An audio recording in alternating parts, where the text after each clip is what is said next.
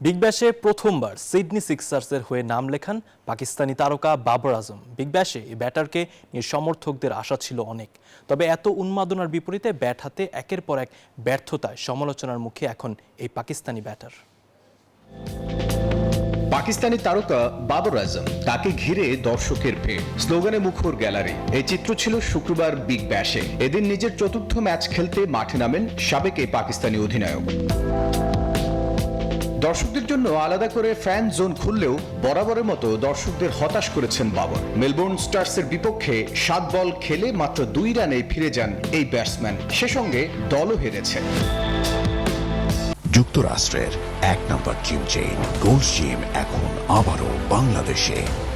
বসুন্ধরা আবাসিক এলাকা ও Bashundhara city shopping মলে এখন পর্যন্ত এক ম্যাচে 42 বলে 5-4 ও 2 ছক্কায় করেছেন 58 রান। এছাড়া বাকি 3 ম্যাচে তিনি আউট হয়েছেন 2, 9 ও 2 রানে। এতে বোঝা যায় ফ্র্যাঞ্চাইজি টুর্নামেন্টে কতটা খারাপ খেলেছেন এই ব্যাটার। আন্তর্জাতিক ক্রিকেটেও সময়টা বেশ ভালো যাচ্ছে না এই তারকা ক্রিকেটারের। 1 বছর পর পাকিস্তানের টি-20তে ফিরলেও দক্ষিণ আফ্রিকার বিপক্ষে সিরিজে প্রথম ম্যাচেই ব্যর্থ হন। পরে 2 ম্যাচে করেন 11 এবং 68 রান। এরপর পাকিস্তান, শ্রীলঙ্কা এবং জিম্বাবুয়ের বিপক্ষে ত্রিদেশীয় সিরিজেও ছন্দ ছিল না বাবরের ব্যাটে। Sports desk, news 24।